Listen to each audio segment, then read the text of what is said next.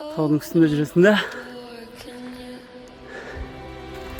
Шынында тесік тауға басың да. Түсесің төменге. Қазір пауза қылам. Шпәйнеге жатырмын. Жүктірім биік.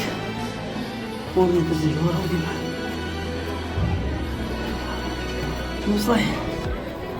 Осылай. Түсесің да. Тадаң, ресторан.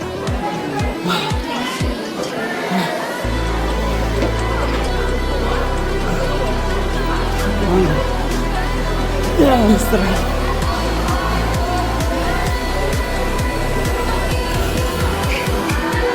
Алдын көрсетейін, ондай ресторан. Таудың астына қарай осылай кіреміз.